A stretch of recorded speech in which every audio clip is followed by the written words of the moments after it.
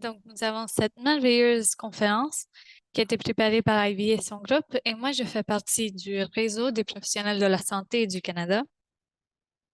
Et je suis un peu malade, donc si vous m'entendez parler un peu étrange, c'est juste ça.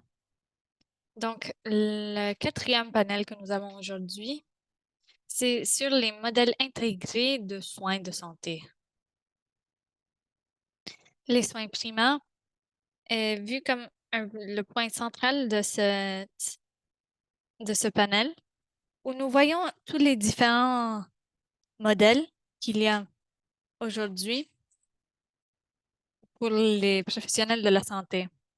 Donc, nous avons Louise Nasmith de l'UBC et elle fait partie du club de l'équipe de soins primaires, l'initiative de formation pour les soins. Bienvenue, Louise.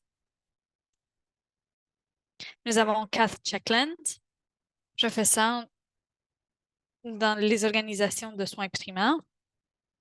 Bienvenue, Kath.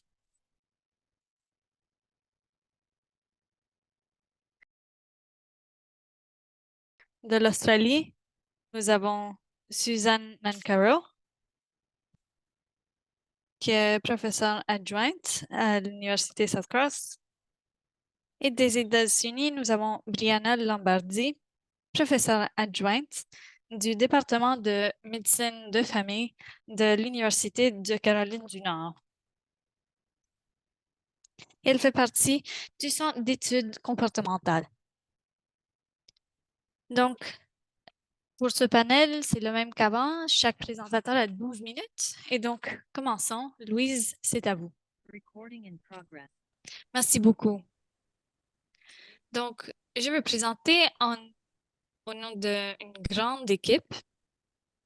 Pour la formation pour la transformation, j'ai deux collègues qui travaillent avec moi sur ceci. Donc, la question, bien sûr, c'est pourquoi cette équipe?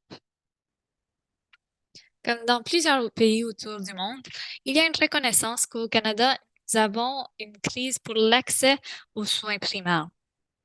Et ceci, nous l'avons vu lors de la pandémie ainsi qu'après la pandémie, surtout à cause du nombre de médecins de famille qui sont disponibles. Quelques-uns prennent leur retraite plus tôt, même il y a des jeunes qui laissent leur pratique et il y a des gens qui ont décidé de concentrer leur pratique parce que le fait de donner ces soins intégraux, c'était trop. Il n'y avait personne pour les appuyer. Et donc, ceci, ça veut dire qu'il y a environ 6 millions de Canadiens qui n'ont pas accès à une personne pour leur donner des soins primaires réguliers. Et un de chaque 6 médecins de famille va prendre sa retraite bientôt. Donc, les gens au gouvernement, ils disent, OK, on doit produire plus, mais vraiment, cela, ça ne va pas résoudre le problème. Nous avons reconnu, vous allez entendre ceci lors de la présentation de Kat, mais le fait de donner des soins en équipe, c'est une solution pour aider à stabiliser.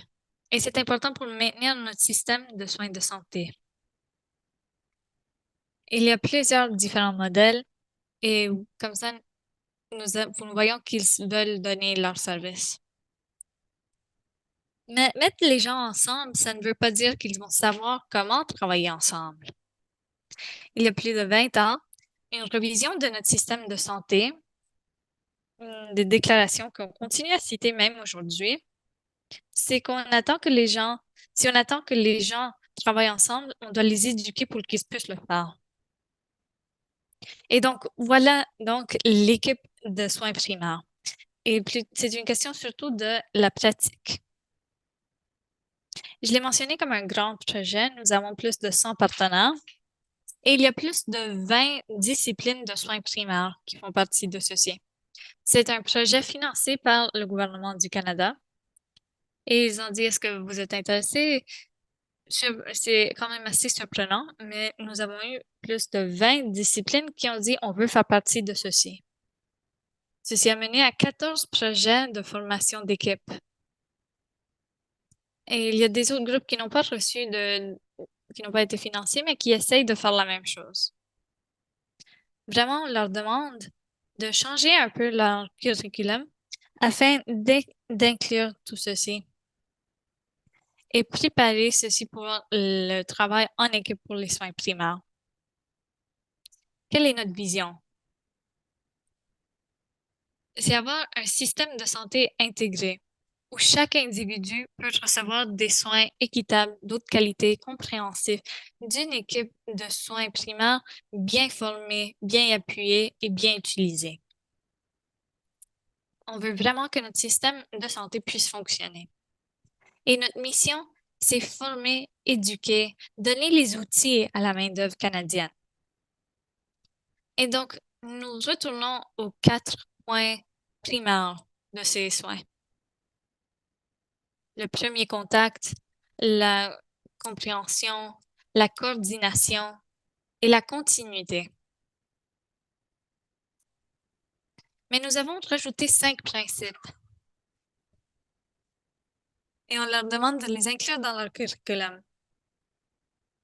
Le professionnalisme, l'équité, la diversité, l'inclusion et l'accessibilité, et la vérité et la réconciliation, cet engagement vers les peuples autochtones, la santé et la sécurité psychologique, comme nous avons vu lors de la pandémie, qui est très important, et la responsabilité sociale.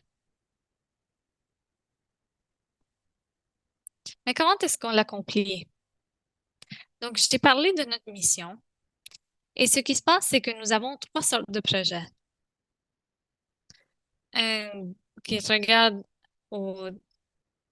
à la formation pour ceux qui sont de premier cycle. C'est dans la pratique. Et il y a des autres qui regardent des équipes qui existent déjà. Donc, la table collaborative interprofessionnelle, c'est là où je travaille avec 2 collègues. Et ça portait ces projets pour une table d'optimisation de l'équipe. Et je regarde ceux qui sont en train de pratiquer déjà. Et pour donner des ressources, il y a les appuis transversales. Et ceci se base sur les principes que j'ai mentionnés plus tôt. Et donc, il y a eu vraiment une évaluation développementale intégrée pour regarder toutes ces questions. Moi, je vais parler surtout de cette table collaborative interprofessionnelle. Donc, si vous regardez ceci, ce sont les professions individuelles qui font partie de ceci. Il y a quelques-uns qui ne sont pas surprenants, les médecins de famille, des pharmaciens, mais vous allez voir les personnes qui travaillent dans les laboratoires et même des personnes qui travaillent avec les peuples autochtones. Et ils travaillent tous sur des projets qui vont les permettre de avancer leurs étudiants à une nouvelle place pour qu'ils puissent apprendre entre eux, avec eux. Mais est-ce que nous avons fait ceci? Et je veux dire que c'est surtout une question un peu nouvelle, un peu itératif, un peu compliqué de voir, OK, comment est-ce qu'on peut accomplir ceci? Comment est-ce qu'on peut mettre tout ceci ensemble pour que ça soit quelque chose qui puisse se faire à grande échelle? Et comme ça, nous pouvons avoir toutes les ressources pour arriver à cette direction. Et nous avons 3 pas en place. Premièrement, c'est est-ce que nous pouvons voir quels sont les soins primaires? Une fois que nous voyons cela, est-ce que vous pouvez voir quelles sont les compétences pour les domaines? Et puis après, nous alignons les objectifs d'apprentissage, les compétences, les standards d'accréditation. Donc, le premier pas, c'est la synthèse. Et ici, nous avons un peu un mélange. Nous avons plusieurs dimensions. La partie de communauté et de patient. Le deuxième, c'est les services, de la prévention jusqu'à la santé mentale, jusqu'à l'abus de substances, etc. Et puis aussi, on veut le voir dans tout le cycle de vie, de la préconception jusqu'à les soins de fin de vie. Le deuxième pas, c'était voir les domaines pour les rôles des professionnels. Donc, qu'est-ce qu'ils pourraient faire? Ceci, ce n'est qu'un exemple. si on peut être d'accord ici, c'est dire, OK, comment est-ce que vous pouvez contribuer? Comment est-ce que votre profession peut contribuer? Et donc, les soins chroniques, avec les approches personnalisées pour la multimorbidité, en tout cas, vous pouvez voir que on pourrait croire que c'est l'identification de chaque groupe et ce qu'ils peuvent contribuer, mais c'est aussi voir ce que les autres peuvent contribuer. Parce qu'il y a des gens qui ont dit, je ne savais pas que les gens du laboratoire pourraient faire ceci ou que le radiologue pourrait faire ceci. Et donc, ça donne une idée de ces soins primaires et comment, comme individus, ils peuvent collaborer entre eux dans le système. Le troisième pas, c'est l'alignation. On continue à travailler sur ceci. Et donc, la première partie, c'est le premier pas en termes de, OK, si ce sont les domaines, si c'est ça ce que vous croyez que vous pouvez faire, comment est-ce que vos compétences clés font partie de ceci? Et vraiment, on ne demande pas au groupe de refaire ceci. On leur demande plutôt de dire, OK, comment est-ce que vos compétences rentrent ici? Et dans la plupart des cas, au fur et à mesure que nous avons vu, c'est que nous voyons cette partie collaborative. Malgré le fait que le Canada n'a pas fait partie de cette sorte d'éducation pendant plusieurs années, vraiment, on ne leur donne pas l'opportunité d'apprendre avec des autres professionnels de la santé. Comment est-ce qu'on peut voir ces objectifs d'apprentissage? Comment est-ce qu'ils s'alignent avec ceux-ci? Et la dernière colonne, c'est les standards d'accréditation. Et nous savons au Canada, ainsi que dans des autres juridictions, l'accréditation peut vraiment faire partie de ce changement de curriculum. Donc, nous avons des organisations d'accréditation. Chaque programme doit être accrédité. Nous les avons apportés ensemble. Nous avons dit, OK, voici ce qu'on fait. Est-ce que vous pouvez nous aider avec ceci? Sinon, comment est-ce que vous pouvez l'améliorer? Et qu'est-ce qu'on peut faire pour vous aider? Et donc, ceci a mené à un début de discussion. Parce qu'ils ne doivent pas tous créer la roue pour juste s'aligner. Et donc, comme ça, nous pourrons continuer après que ce projet est fini. Donc, si nous incluons tout ceci ensemble, quels sont les domaines d'apprentissage et de soins? Comment est-ce que ces compétences rentrent là? Est-ce que vous pouvez nous dire qu'est-ce que vous faites? Qu'est-ce que les autres font? Comment est-ce que les objectifs d'apprentissage rentrent là? Est-ce que vous pouvez faire des choses pour changer? Et comment est-ce que ces standards vont vous aider pour faire ces changements? Donc, vraiment, ceci a impliqué beaucoup de travail dans juste quelques mois.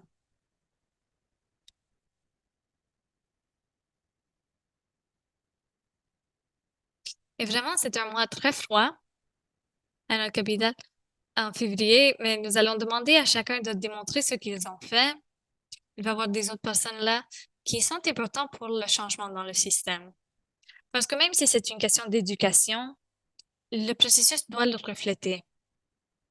Et au Canada, ça, vraiment, ça fait partie des provinces. Donc, le gouvernement fédéral peut donner une direction, mais ce sont les gouvernements provinciaux qui peuvent faire ce changement. Donc, il faut vraiment les engager pour qu'ils puissent appuyer ces nouveaux modèles. Donc, si vous voulez, il y a beaucoup plus d'informations ici, plus de vidéos qui peuvent vous donner d'informations sur ce sujet. Et donc, je vous remercie et je vais donner la parole à Brenda.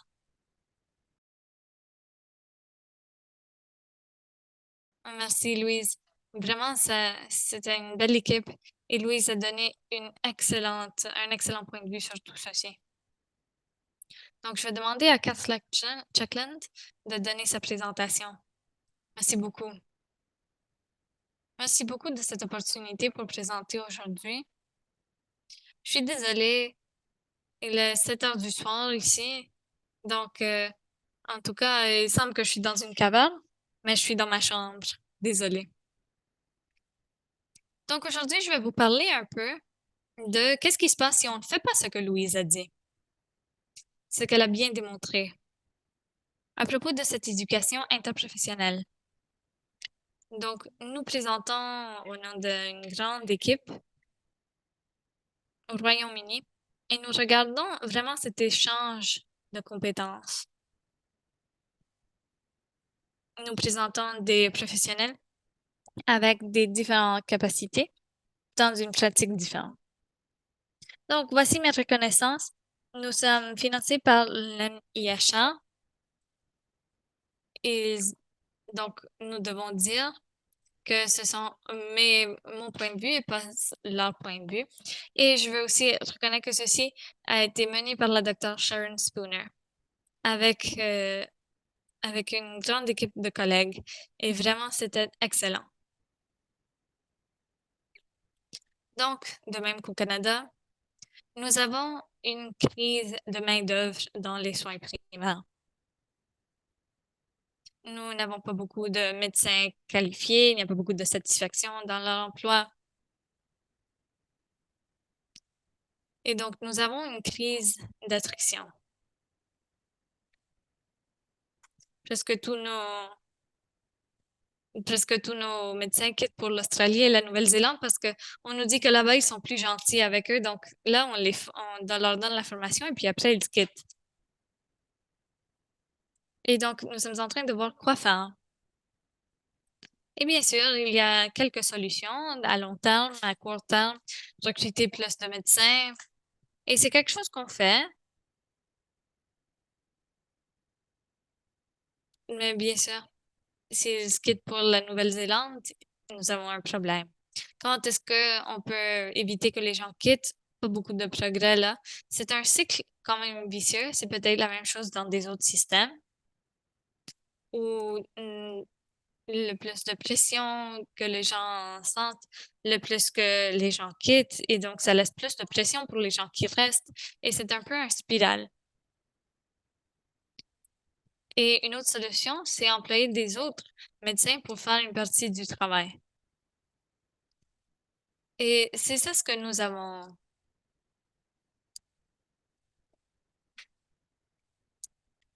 Et donc, cet échange de capacité, comme nous l'appelons, ça regarde l'éducation que nous avons fait il y a quelques années quand même. Et qu'est-ce qui se passait, comme un peu semblable à ce que Louise mentionnait avec cette éducation, c'est que tout était fait par partie.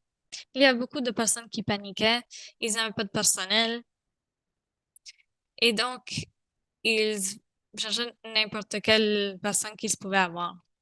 C'est quelque chose qui s'est passé avec le temps parce que il n'y avait pas de médecin. Donc, ce que nous avons fait lors de notre étude, c'est que nous avons dit, OK, si nous allons évaluer ceci, il y a plusieurs façons dont on peut évaluer ce changement. Et la partie que moi je vais présenter, c'est vraiment tout le progrès d'un grand rapport. Et vous pouvez voir un peu les détails de ce que nous avons fait. Et donc, nous avons vu ce que le programme. Et donc, on voulait voir les questions de changement. Pour voir comment ils pouvaient mener les changements qui se passaient et les bénéfices pour avoir plus de compétences. Ce que j'ai mis sur la diapositive vient de documents officiels, de guides, et qui nous disaient que si vous ne pouvez pas avoir des infirmières, c'est ce qu'il faut faire. Alors, nous avons ces trois grandes justifications du pourquoi c'était une bonne idée. D'abord, nous avions donc le commentaire que les routines de soins primaires n'exigent pas des infirmières spécialisées et peuvent être transférées à d'autres personnels. Et, et on se disait, bon, ça va, parce que ça nous donne beaucoup de possibilités, c'est-à-dire que les infirmières auront beaucoup plus de temps, qu'elles n'auront pas à avoir des cas très difficiles. Et évidemment, euh, en augmentant la diversité, c'est quelque chose de bien parce qu'il y a plus de disponibilité pour prendre soin de la population. Mais qu'est-ce qui se passe dans la pratique? Qu'est-ce que nous avons découvert? Alors, la distribution du travail. D'autres types de cliniciens peuvent fournir aussi des soins efficaces. Mais dans les cas des soins primaires, les patients ne sont pas différenciés. Ils peuvent avoir n'importe quel type de maladie. Ils peuvent avoir des maladies routinaires ou des maladies rares. Donc, avoir la personne nécessaire, précise pour répondre à la situation exige tout un processus. Différentes personnes que vous employez dans le même rôle peuvent avoir des compétences différentes. Disons que nous avons vu dans notre pratique qu'il y avait des praticiennes qui venaient avec des historiques tout à fait différents. Il y avait des infirmières avec de l'expérience en santé mentale et dans d'autres domaines. Donc, il fallait bien aiguiller les patients. Et cela prend du temps. Cela peut prendre du temps, comme je dis, ça peut être compliqué. Il faut parfois recourir à d'autres personnes. Donc, il faut tous les entraînements, les programmes de formation nécessaires. Et autre chose à prendre en considération, c'est que il faut essayer de faire l'économie du temps aussi de ces infirmières. Donc, du point de vue des patients, nous avons ici quelques citations, des commentaires tirés d'un groupe de discussion. Ils pensaient que c'était parfois difficile de négocier les conditions, c'était pas évident. Le potentiel ici, c'est qu'il y ait plus d'inégalités parce que les personnes qui ont des bonnes compétences vont penser que le travail est plutôt simple, mais alors que d'autres n'auront pas la même impression, d'autres avec moins de formation. Par exemple, quelqu'un nous disait, oh, mon mari a beaucoup de problèmes. Donc, et on lui disait qu'il devait toujours aller voir le médecin. Et parfois, euh, il n'avait pas le choix de choisir le type de praticien qu'il lui fallait. Alors, quelle est la façon d'améliorer les travails, de simplifier les choses pour les infirmières? Alors, nous avons vu qu'il y avait certaines conditions variées. Par exemple, ce n'était pas clair si les temps de médecins généralistes ou des infirmières seraient libérés en raison du temps de supervision. Et aussi, le fait de travailler constamment au sommet de la licence peut être difficile à maintenir. Et aussi, avoir affaire avec les patients les plus difficiles ne va pas normalement déboucher sur plus de satisfaction. Et quelques GP ou quelques infirmières praticiennes générales font un travail complexe et en- améliorent la satisfaction du travail. Donc, les infirmières avec les plus d'expérience peuvent soutenir leurs collègues, mais cela prend du temps et parfois elles doivent aussi assurer les tâches de supervision et il n'y a pas de temps qui est gagné. Et donc, parfois, le travail administratif des infirmières n'est pas réalisé en raison des contraintes de temps. Cela prend beaucoup de temps aux infirmières. Et se débarrasser de toutes ces questions administratives pour elles était un soulagement. Ici, nous avons par exemple des cas qui sont pris en charge par les infirmières. Il peut y avoir toute une série des situations. Et par exemple, lorsque le diagnostic est difficile, il faut aiguiller les patients. Et ici, nous avons la situation de doublement d'effort. Parfois, on a l'impression qu'il faut avoir une personne spécialisée et la personne est donc aiguillée avec à un médecin pour qu'il se charge des choses beaucoup plus pointues, beaucoup plus spécifiques.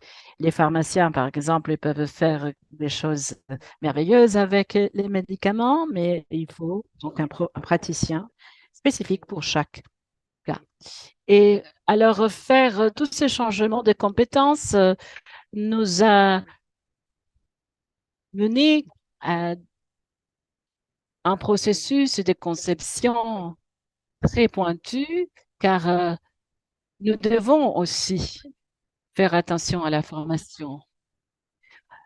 Nous ne savons pas encore si nous allons atteindre des niveaux de satisfaction, mais il y a des patients qui ont un impact positif et négatif.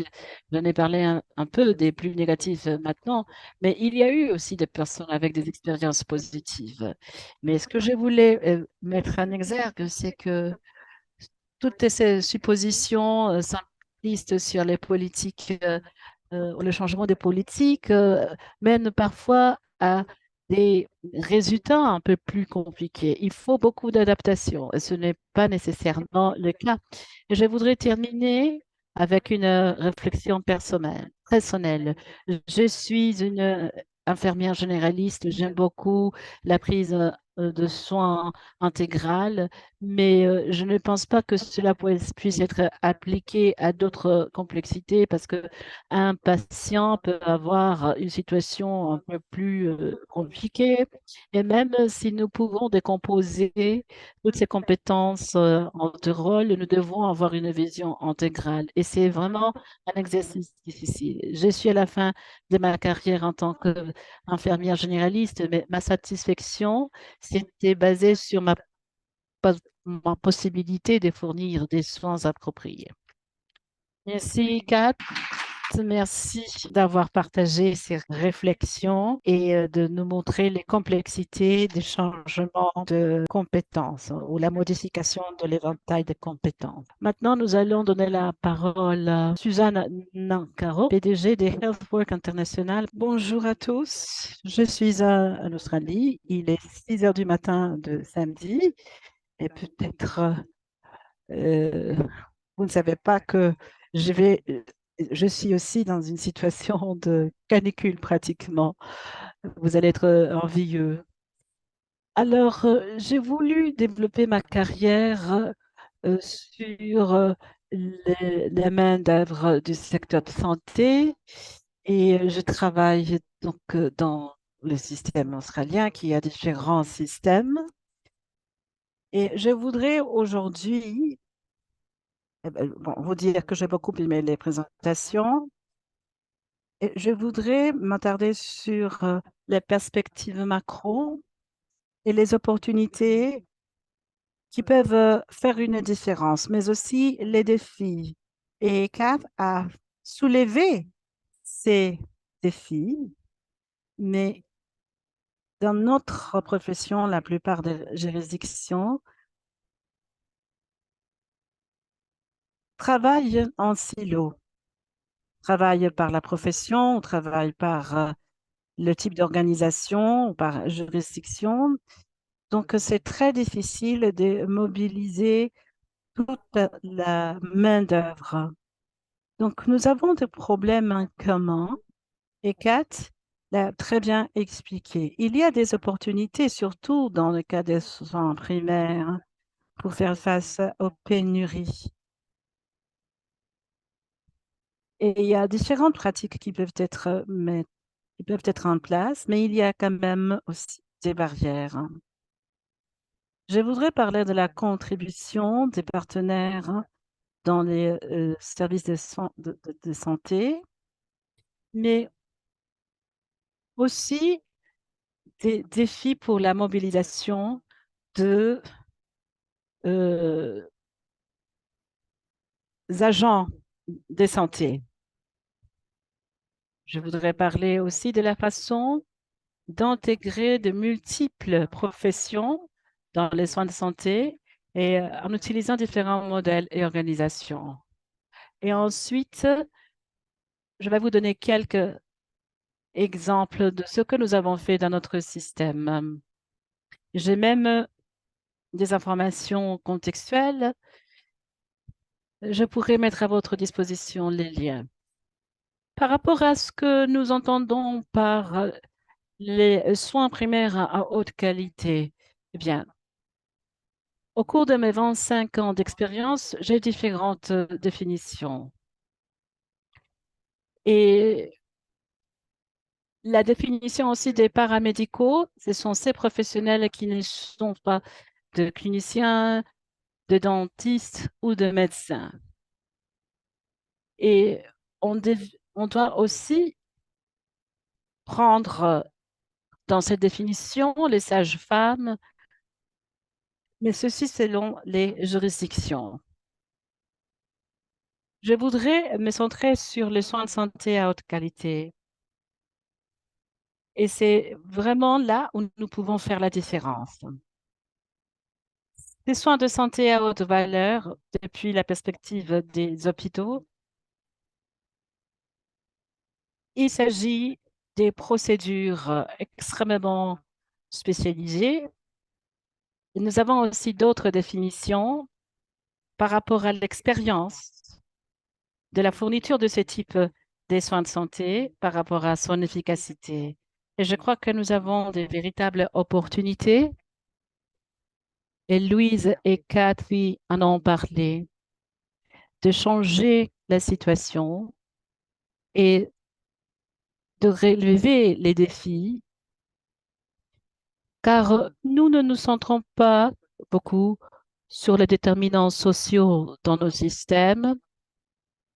Nous parlons surtout des ressources et des choses qui devraient euh, prévenir parfois certaines situations dans les hôpitaux. Et les déterminants sociaux de la santé sont des éléments clés. Kat a parlé donc du besoin de pallier à ces situations difficiles. Par exemple, en ce qui concerne la santé mentale, il faut des efforts pour faire une différence considérable. Il y a différents types d'interventions. Il y a des interventions sur la continuité des soins qui peuvent faire la différence. Nous avons fait une recherche centrée sur la façon de traiter les patients après leur passage à l'hôpital. Et par exemple, il y a des évidences fortes qui nous permettent de savoir quelles sont les procédures que nous devons mettre en échelle en matière, par exemple, de la santé mentale. Et si nous avions des physiothérapeutes, des pédiatriciens, nous pouvons aussi améliorer les résultats et fournir tout un ensemble de soins selon les disciplines. Alors, ici, nous avons une contribution des paramédicaux pour prévenir les interventions précoces. Ici, nous avons ce graphique avec différents éléments, prénatal, intervention précoce. Et je ne sais pas si tous les académiciens vont apprécier ce graphique, mais nous voyons quand même qu'il y a des indicateurs qui montrent que les préventions nous mènent toujours à des résultats positifs. Il y a des domaines où il peut donc produire des effets durables et positifs, mais cela prend du temps pour démontrer que cette approche est beaucoup plus efficace que celle des techniques ou de tactiques épidémiologiques. Voici quelques facteurs qui ont une influence sur l'accès à la santé des paramédicaux. D'abord, nous avons les modèles fondateurs. Le NHS parle toujours de la possibilité de remplacer les paramédicaux et les autres travailleurs quand ils sont en pénurie de médecins. Cela marche bien lorsque tout le monde est fondé ou financé par le système public de santé. Mais il y a d'autres modèles qui sont possibles. Il y a des opportunités ici, par exemple, les politiques pour savoir quels sont les services fournis. Et ensuite, il y a une tendance à vouloir décomposer ces compétences. Et nous voyons donc qu'il y a tout un éventail des services. Au Canada, nous avons un modèle mixte par rapport à la fourniture des services publics et privés, mais c'est difficile d'introduire des nouveaux travailleurs dans les soins primaires parce que tout le monde a un intérêt à travailler avec ou à retenir les patients. Cette semaine, d'ailleurs, nous avons eu une activité de collecte de fonds très importante pour que les interventions de premiers soins, euh, qui durent depuis déjà au moins de 20 ans, pour que les différentes associations australiennes euh, puissent faire une influence auprès des patients pour qu'ils aient accès à ces modèles hybrides. Et nous avons aussi des débats autour de la question des chirurgiens, des pédiatres et des chirurgiens. Et, mais les chirurgiens orthopédiques aussi se sont prononcés, les médecins orthopédiques aussi. Donc, il y a différentes possibilités. Et j'ai parlé aussi de la façon dont nous avons essayé de concevoir tout ce système. Un autre élément que nous devons considérer par rapport à la santé paramédicale, ce sont ces indicateurs des besoins par opposition à l'offre. Nous faisons un travail intéressant sur ce que nous appelons ces indicateurs de besoins.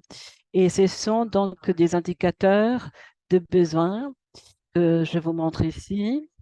Et dans ce cas, nous nous sommes centrés sur la population qui se faisait guérir de maladies telles que la diabète ou les services pédiatriques. Donc, nous avons fait une étude avec une méthodologie très précise et nous avons réalisé que là où nous avons les domaines ou les zones plutôt avec de plus de besoins et de plus d'offres sont celles qui ont été mises en vert, orange, pardon. Et celles où nous avons plus d'offres, ce sont les oranges. Donc, si nous voyons cette comparaison entre le besoin et l'offre, et nous pouvons vous dire que dans les parties rurales où il y a une grande prévalence de diabète et nous savons que les peuples autochtones sont plus inclins ou plus, disons, sensibles à ces affections. Et nous pouvons donc voir ici quelle est la situation par rapport à l'offre et besoin. Donc, nous savons comment traiter cette population et quelles sont les ressources requises. Et ici, nous avons d'autres facteurs qui ont une influence sur la santé paramédicale et l'accessibilité. Pour voir où vont aller ces rôles.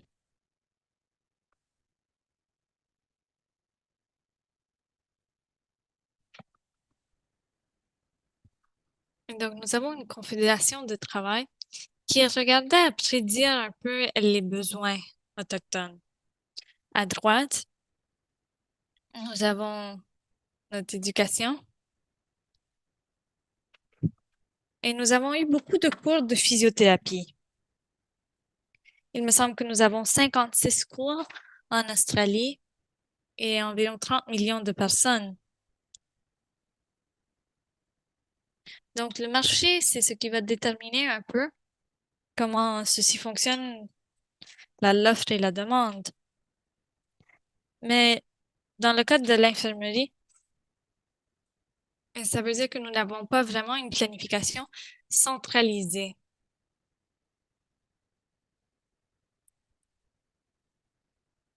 Et cela mène à des questions de flexibilité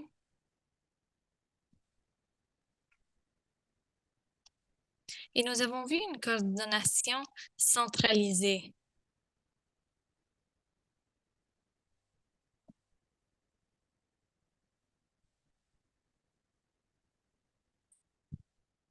Et ben, on avait besoin de plus de personnes.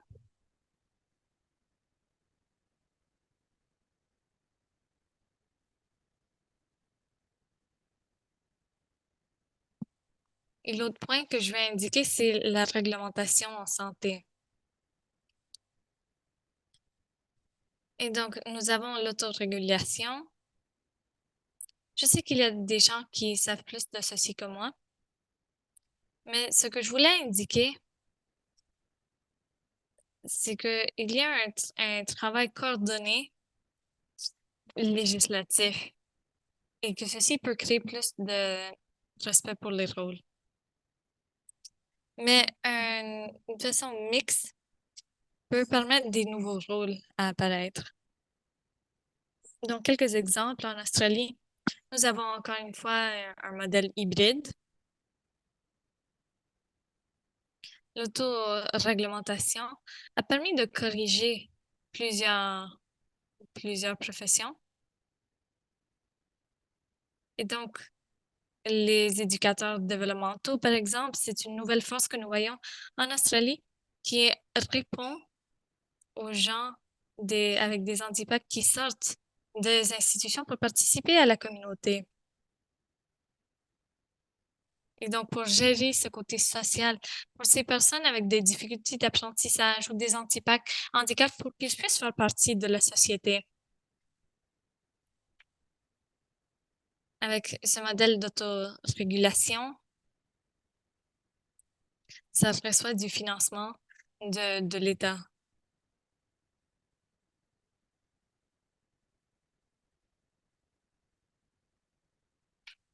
Avec la juridiction,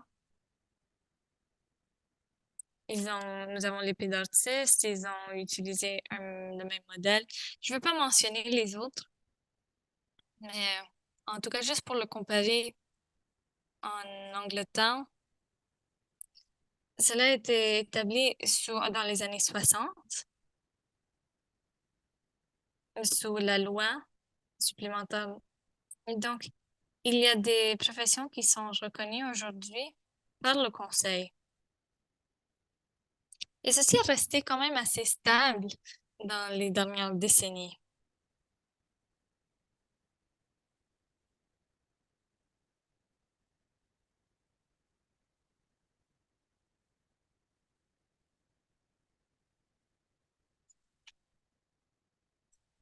En contraste, voici quelques professions qui sont reconnues en Australie. Nous n'avons pas un corps national pour les professions de santé. Les professions en noir sont d'autorégulation. En rouge, ils sont régulés par un régulateur. Donc, il y a plusieurs de ceux-ci qui répondent aux besoins de la société. Donc, je vais juste finir ici avec deux exemples,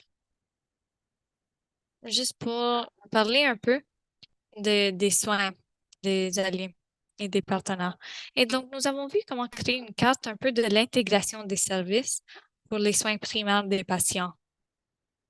Nous avons des modèles de soins joints. Et ce que nous avons vu, c'est que c'était mieux intégré pour les soins. On avait besoin de plus d'infrastructures régionales pourtant. Et donc, on avait besoin de l'aide pour ces collaborations. Mais vraiment, ce qui menait tout cela, c'était les références et les relations entre les médecins. Donc, ceci devient un problème lorsque nous avons une main-d'œuvre régionale. Et deuxièmement, ceci était un projet où il y avait les soins locaux et ils se payaient pour qu'ils fassent leur pratique générale. Ils devaient passer voir les dossiers parce que vraiment, il n'y avait pas de registre.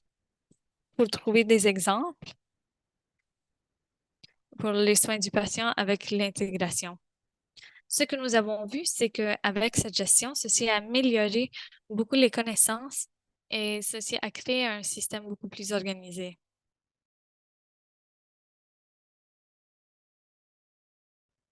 Donc, je vais laisser là et j'espère qu'on peut continuer avec cette discussion plus tard. Merci. Merci, Suzanne. Vraiment, c'est tellement intéressant d'entendre de la santé alliée. Donc, continuons. Brianna va faire sa présentation. Elle est de l'Université du Caroline du Nord. Merci beaucoup. Donc, je veux dire bonjour à Suzanne et à tous mes collègues. Et donc, lorsque nous parlons de ces soins intégrés et ces soins primaires, moi, je suis Brianna Lombardi et je suis une travailleuse sociale, mais je travaille maintenant au département de médecine de famille. Je travaille aussi au Centre d'études comportementales et aux États-Unis. Et donc, maintenant, nous avons des conditions pour réviser l'abus de substance et nous travaillons aussi avec le Centre d'études de Caroline du Nord. Et donc, il y a plusieurs sujets ici et nous sommes en train de voir de comment intégrer les forces de travail. Vraiment, les membres de notre équipe, même si mon travail est financé par ceci, bien sûr, ils font partie du travail que je mentionne aujourd'hui. Donc, voici quelques centres qui sont financés. Et en Albanie, ils vont consolider aussi notre travail à cette organisation. Avec le directeur du centre de recherche, et nous l'avons vu, nous avons pu faire ce travail pendant 18 mois. Et je veux le partager avec vous. Donc, vraiment, nous, c'est centré sur cette compréhension de que les soins primaires font partie de, enfin, se servent mieux quand c'est dans une équipe.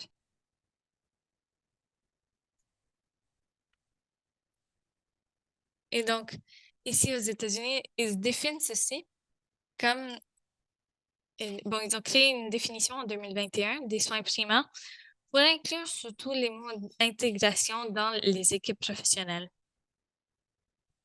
Et donc, ceci essaye de vraiment faire une synthèse des différentes occupations qui peuvent travailler dans une équipe intégrée. Et donc, bien sûr, le médecin de famille et toute l'équipe centrale. Mais il y a aussi des professions alliées que Suzanne a mentionnées. Et ceci inclut aussi des questions des professionnels pour les études comportementales. Aux États-Unis, nous avons vraiment toutes sortes de cliniciens, des psychologues, des travailleurs sociaux, des conseillers. Et donc aujourd'hui, je vais parler vraiment de cette santé comportementale. Donc l'intégration de ceci dans les soins primaires, vraiment, nous voyons un grand besoin aux États-Unis. C'est quand même assez semblable aux autres pays. Il y a toutes sortes de besoins. Dans les dernières années, nous avons vu plusieurs problèmes et nous avons vu comment ceci a augmenté aussi les besoins en santé. Nous avons cette image de l'abus des substances dans les dernières années et nous voyons comment ceci a augmenté pendant les derniers 20 ans. Et donc, il y a beaucoup de santé comportementale qui est donnée dans les soins primaires, surtout dans les zones rurales. Parce que c'est là où ils peuvent donner, par exemple, dans leur bureau, les médecins vont donner même des soins de santé mentale. Et nous pouvons le voir ici. Et nous pouvons aussi le voir dans des zones métropolitaines, mais dans les zones rurales, ce sont les personnes des soins primaires qui sont en train de donner ces services. Mais ces professionnels, ce n'est pas très clair, les limites. Et donc, peut-être que c'est une partie à cause de comment on facture aux États-Unis et aussi à cause de comment la main-d'œuvre fonctionne aux États-Unis. Mais voici un peu pour vous donner une idée de la colocation les professionnels de la santé aux États-Unis. Et vous pouvez voir comment ça fonctionne avec des sites de soins primaires. Et nous avons vu la partie qui était coloquée physiquement. Et donc, vous pouvez le voir en mauve, c'est très haut, et en jaune, ça n'est pas. Mais même quand je parle de la colocation, ça ne fait qu'une partie de tout le modèle des modèles intégrés. Vous allez voir en haut qu'il y a la gestion collaborative. Et cela, ça fait partie de comment on peut décrire ceci aux États-Unis. Il y a quand même assez de preuves derrière ceci, mais c'est un des modèles aussi qui ont un code qui s'aligne à cela. Et donc, vous pouvez voir qu'il y a quelques points clés pour cette santé comportementale. Ça inclut avoir une équipe interprofessionnelle, avoir des outils standardisés, avoir une équipe d'information, des systèmes d'information pour n'importe quelle équipe professionnelle. Et cela, ça peut créer ces lignes de communication ouvertes pour la collaboration dans l'équipe. Et aussi une connexion au service communautaire. Mais comment est-ce qu'on peut le voir? Étant donné la population, si c'est une population plus âgée, ou s'il se trouve dans des communautés où il y a plus de problèmes d'abus de substances. Mais c'est aussi différent selon la configuration de l'équipe. Donc, il y a différents professionnels qui peuvent travailler sur une équipe. Et cela, ça nous permet de voir comment ceci va avoir l'air dans les soins primaires. Donc, nous arrivons à des systèmes de paiement alternatifs et comprendre comment nous pouvons payer ces services. Et donc, nous avons eu 30-35 ans pour avancer dans l'intégration. Et vraiment, il semblait que tout le monde était en train de bouger dans cette direction. Et puis, nous avons eu la pandémie. Et tout à coup, un des points clés, c'est la colocation physique, travailler ensemble comme équipe. Cela a changé d'un jour à l'autre. Et donc, peut-être par chance ou par malchance, moi, je travaillais dans ceci, j'étais en train de voir les questions de paiement. Les systèmes communautaires aux États-Unis reçoivent des finances du gouvernement, des fonds du gouvernement.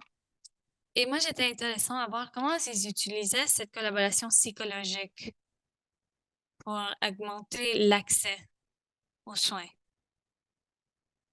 Mais je travaillais dans des centres en automne 2020. Donc, je ne pouvais pas leur demander à propos de cette question intégrée sans demander comment la COVID affectait les soins qu'ils donnaient. Et vraiment, les soins étaient en train de changer, en partie à cause de la capacité d'utiliser la télémédecine et de donner ces soins. Avant la pandémie, vraiment, il y avait beaucoup de réglementations par rapport à qui pouvait utiliser les télécommunications pour donner des soins. Il y avait des mécanismes assez étranges. Les gens devaient aller jusqu'à une place pour aller faire vidéo avec quelqu'un. Vous ne pouvez pas recevoir les soins chez vous. Et on n'était pas en train de le payer de la même façon. Mais avec la COVID, il y a eu un peu de flexibilité dans la réglementation. Et ceci a changé la pratique d'un jour à l'autre. Des centres, comme j'ai vu, un 30% faisait cela, mais après la pandémie, un 95% le faisaient. Et donc, comment est-ce que ceci a affecté comment les soins sont donnés? Il y a plusieurs facteurs de comment la santé télécomportementale peut affecter ceci. Les administrateurs avec qui j'ai parlé, ils ont indiqué vraiment ces points clés. Et je vais juste vous donner quelques exemples. Donc, il y a quelques-uns qui disaient que l'équipe n'était plus vue par eux, n'était plus contrôlée, puisqu'ils n'étaient pas contrôlés par les médecins. Ils sentaient qu'ils se trouvaient à distance, qu'ils n'augmentaient pas les opportunités pour la confiance, pour tout cela. Un autre point clé, c'est aussi plus de transférence. C'est ici un point où nous voyons comment la médecine peut présenter cette personne en santé comportementale. Il y a plusieurs règlements dans les cliniques de combien de personnes peuvent se trouver dans les salles, mais ils ne pourraient plus le faire. Donc, il y a des connexions, des opportunités de collaboration qui ont été laissées de côté. Et ils ont vu qu'ils pourraient apporter aussi des iPads ou des tablettes pour se connecter avec le professionnel. Mais quelqu'un a dit que ça n'était pas vraiment efficace et que ça ne fonctionnait pas vraiment très bien. Donc, après l'étude, vraiment, j'ai pensé, est-ce que ces soins intégrés, est-ce qu'ils sont interrompus? Est-ce que ce changement que nous voyons, est-ce que cela a changé comment nous donnons ces sortes de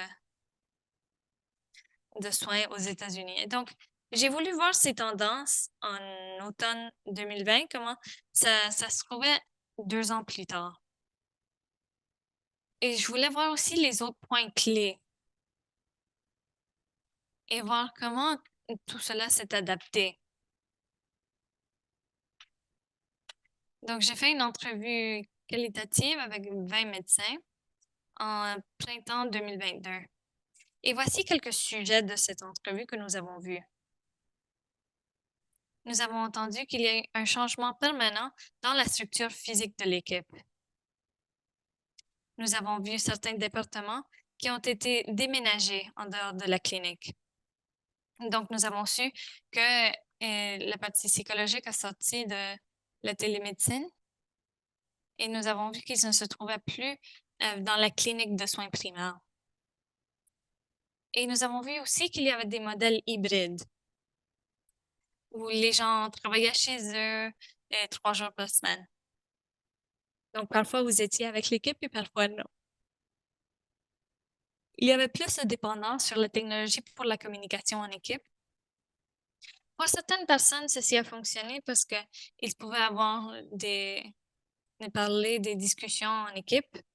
Mais il y a des autres qui disaient que c'était une chose d'attente. Ils ne savaient pas quelle technologie utiliser pour se communiquer avec les autres et quand passer d'un message à un appel. La collaboration en équipe a changé et arrivait de façon asynchronique. Et donc, quelqu'un répondait 3-4 heures plus tard, 5 jours plus tard. Et donc, ils travaillaient ensemble, mais ce n'était pas tellement rapide. Il y a des gens qui disaient que s'ils avaient une collaboration qui fonctionnait avant, ils auraient été bien parce que la relation était déjà construite et ils ont pu la continuer à développer. Mais pour des autres, ils devaient la développer de zéro et c'était plus difficile. Il y a des gens qui sentaient que tout était isolé. Et donc, ils n'avaient pas cette opportunité de construire cette collaboration.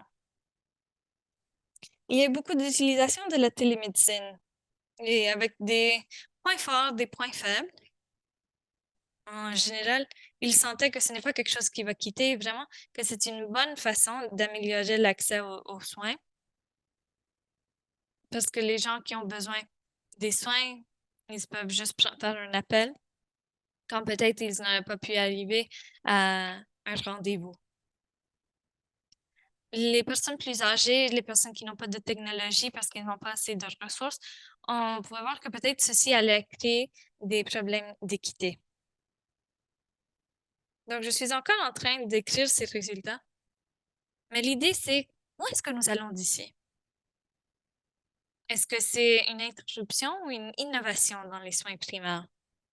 En tout cas, la télémédecine, nous savons qu'elle va continuer à exister. Et pour la santé comportementale, ça continue à être très haut, avec un 25 au 35 de tous les soins de santé comportementale qui sont donnés par télémédecine. Et nous voyons aussi que cette question des équipes virtuelles et hybrides sont aussi ici et qu'ils vont rester. Donc, comment est-ce que nous pouvons tester l'efficacité de ces nouvelles adaptations? Et comment est-ce que ces équipes virtuelles peuvent s'aligner avec les modèles de réglementation ou de formation pour appuyer le patient, mais aussi la collaboration dans l'équipe? Et donc, voilà. Merci.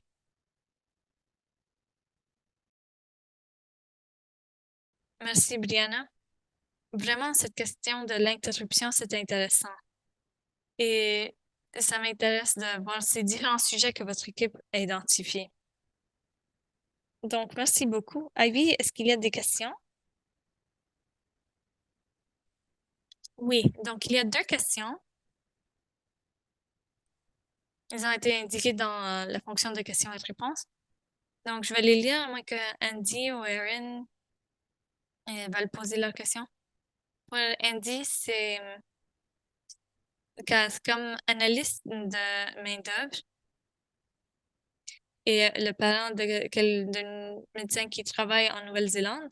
Qu'est-ce qu'on peut faire pour rattraper cette main-d'œuvre perdue? Donc, pas avant d'aller visiter sa fille en Nouvelle-Zélande. Donc, 4. Et puis, Erin a une question pour Suzanne. Est-ce que vous pouvez définir autoréguler pour le public international? Qu'est-ce que ça veut dire? Et comme je sais que nous avons eu une session plus tôt ce matin sur la réglementation. Donc, est-ce que ce sont des individus non licenciés, non enregistrés? Est-ce qu'il y a une pratique définie? Qui peut le déterminer? Et donc, Brianna, je l'ai indiqué aussi dans le chat, mais j'ai une question pour vous. Je l'ai écrit dans le clavardage, en tout cas. Si nous pouvons commencer, Cass. J'aimerais bien savoir, parce que une des choses, c'est que vraiment, on ne sait pas pourquoi les gens quittent. J'ai une collègue, Sharon, il me semble qu'elle est ici, mais elle avait fait un projet où il posait la question aux gens, aux jeunes médecins qui arrivaient vers la fin de la formation, s'ils allaient quitter le Royaume-Uni. Il y avait plusieurs qui disaient que oui. Ils sentaient que les médecins étaient plus respectés en Australie et en Nouvelle-Zélande qu'au Royaume-Uni. Et il y a eu vraiment un mouvement contre les médecins dans la presse, un point. Nous avons un système très dominé par les hôpitaux. Et cette question que les soins primaires ne sont pas vraiment très respectés. Le revenu est descendu comparé au niveau international. Donc, il y a plusieurs points. Mais vraiment, moi, je regarde les gens ici et si quelqu'un me payerait pour mes dépenses, moi aussi, j'aimerais aller en Nouvelle-Zélande et Australie et leur poser la question pourquoi ils sont là. Mais il me semble que vraiment, nous, on ne sait pas. Il faut que ça soit plus attrayant. Nous avons comme un mélange toxique et nous ne comprenons pas quelles sont les choses qu'on peut modifier là. Donc, quelles choses est-ce que nous pouvons changer et comment pour que ça soit plus attrayant? Parce qu'il y a plusieurs choses que nous voyons qui le rendent moins attrayant. Donc, il me semble que ça fait partie du problème. La télémédecine est géniale dans plusieurs sens, mais vraiment, il y a des médecins qui aiment voir les gens en personne. Donc, il y a des choses qu'on fait qui le rendent moins attrayant. Donc, il me semble que nous avons un vrai problème et que nous n'arrivons qu'à la surface de tout cela. Et c'est pour ça que ces choses comme ça, la collaboration internationale est importante. Et c'est important de savoir que le Royaume-Uni n'est pas seul.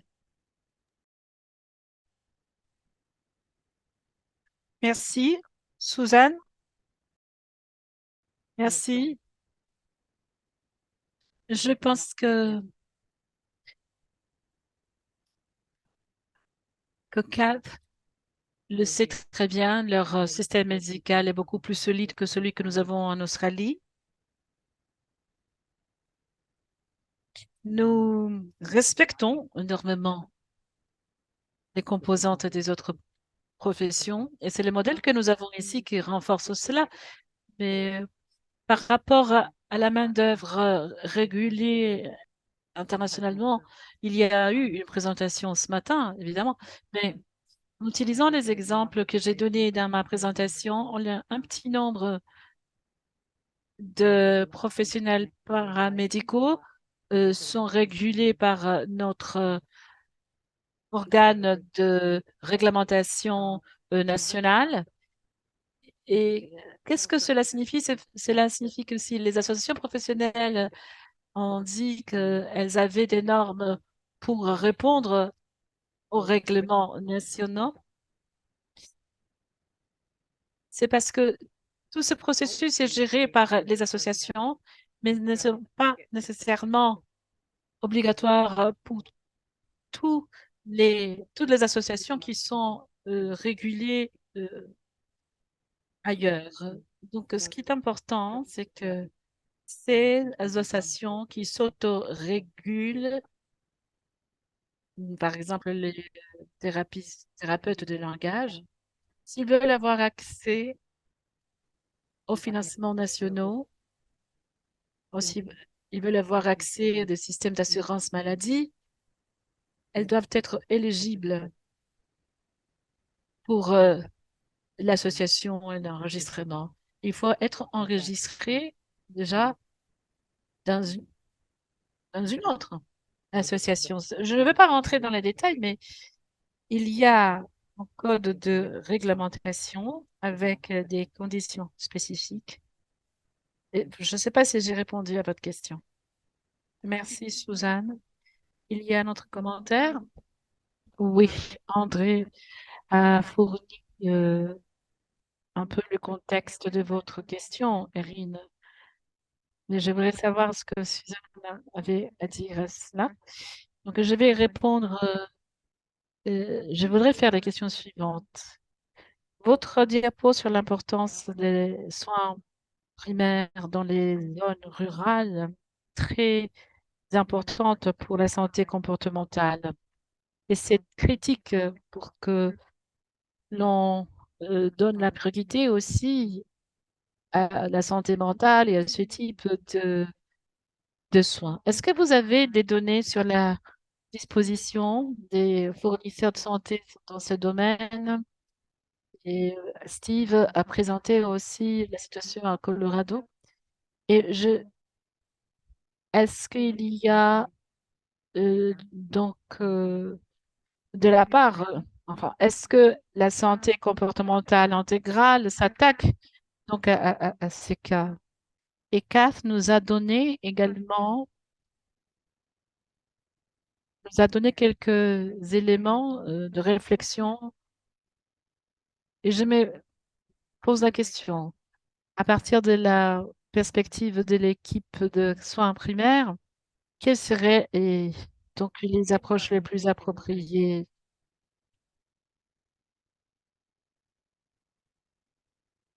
L'Université de Washington a analysé les études dans le domaine urbain et par rapport aux différents types de cliniciens de la santé mentale. Et ce que nous voyons aux États-Unis, c'est qu'il y a un manque de fournisseurs dans les zones rurales. Et lorsqu'il s'agit de la santé comportementale, on a recours à cette discipline pour donner assistance aux malades qui subissent des conditions psychiatriques. Et cela évite parfois les doublons d'efforts. Peut-être les médecins peuvent avoir aussi une portée dans la pratique, ils font beaucoup de choses. Par exemple, les travailleurs sociaux travaillent surtout dans la santé comportementale. Et je pense que s'il s'agissait aussi, par exemple, des troubles du langage, on trouverait aussi des exemples. Il y a des données que je pourrais partager avec vous.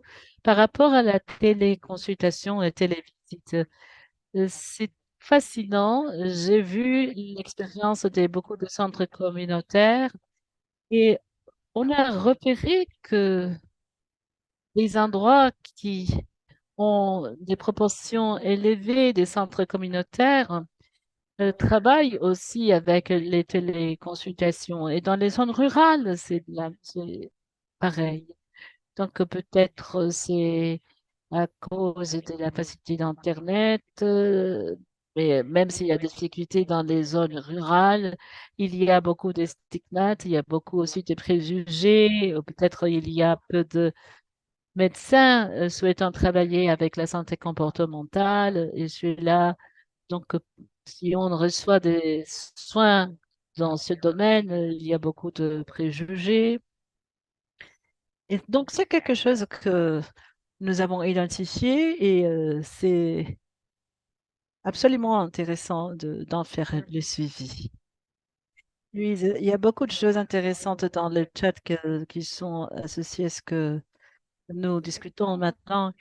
Et Kath a soulevé des points importants qui sont liés au fait que parfois, quand on décide qu'on va former toutes ces équipes, on oublie qu'ils doivent répondre aux besoins de la population.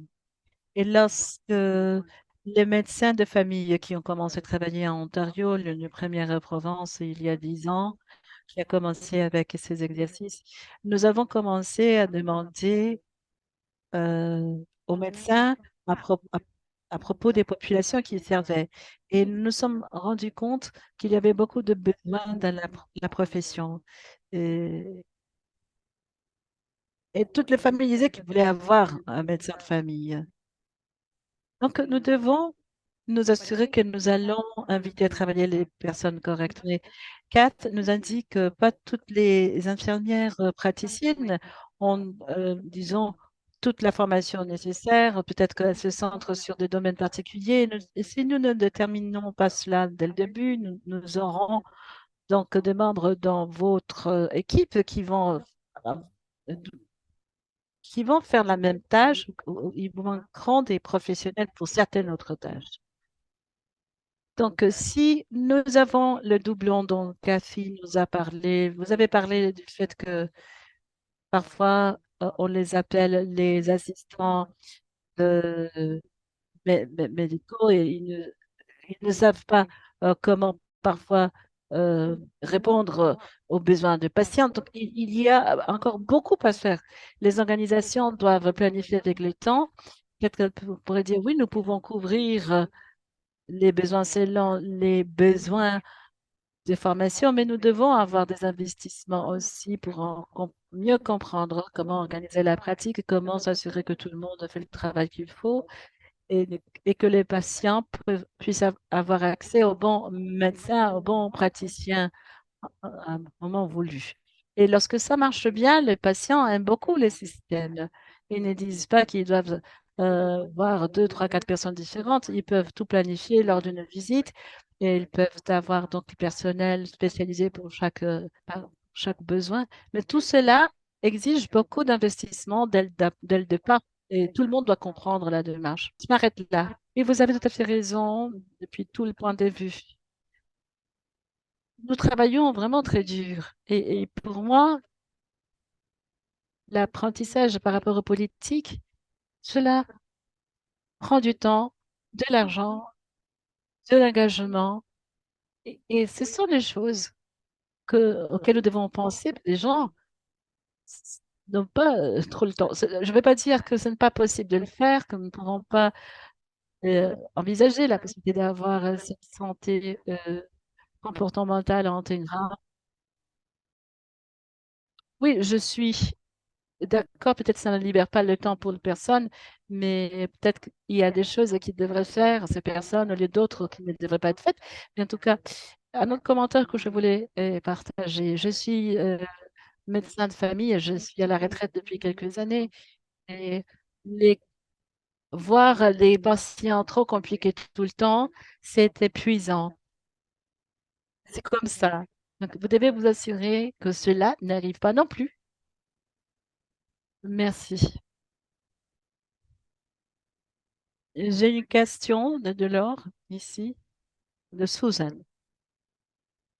Oui, nous avons des questions ici dans le chat que pas tout le monde peut voir, mais Kaf a soulevé la question, et peut-être que je reformule un peu les termes, parce que c'est un sujet pour cette panéliste dans la santé intégrale et dans cette discipline où il faut donc avoir différentes tâches, et ceci a tendance à désagréger la profession. Et j'ai beaucoup aimé votre diapositive, celle que vous avez montrée avec toutes les professions. Je n'ai pas eu le temps de tout les lire, mais il y a plus d'une grande scène. Vous avez raison, c'est impossible d'avoir accès à toutes les 15 professions dans la plupart des cas de soins primaires. Et il est difficile parfois d'avoir accès à tous ces professionnels. Et si on prenait quelques-unes de tâches et on les répartissait de façon différente, peut-être qu'on pourrait avoir accès aussi à ces compétences. Mais ma question est la suivante. Comment peut-on voir ce qui est laissé finalement aux professionnels? Est-ce qu'il y a une façon d'éviter le surménage? Je pense que c'est une question très difficile et c'est ce qui vous pousse à être un professionnel dans les soins de santé communautaire. J'ai passé beaucoup de mon temps à faire de la recherche dans les politiques. C'est pour ça que je peux vous dire que au Royaume-Uni, les concepteurs de politique partent toujours en fonction des tâches à réaliser. Du moment où on peut séparer les soins de cœur d'urgence des soins réguliers, on commence à avoir une distinction. Les personnes qui parlent avec des soins urgents, vous allez voir qu'elles ont une manière de parler différente.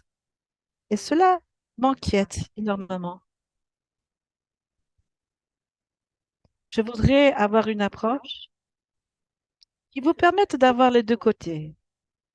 Et de cette façon, vous pouvez apporter plus de soutien à vos collègues. On est un système qui permet l'intégration et qui fonctionne mieux. Et la pratique au Royaume-Uni est sous-gérée. Nous sous-estimons le pouvoir de la gestion qui pourrait nous aider à fournir ces services de façon appropriée.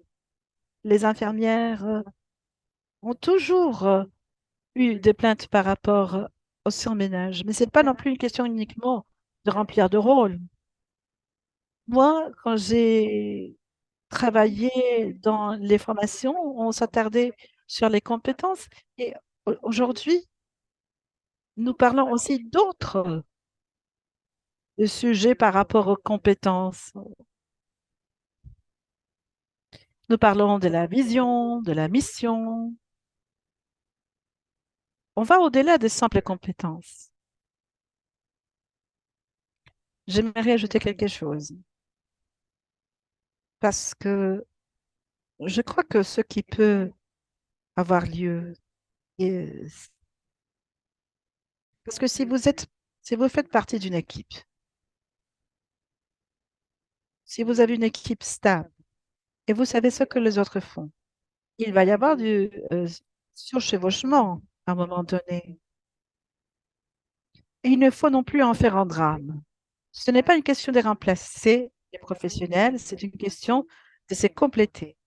Et moi, j'ai eu la chance de travailler avec des équipes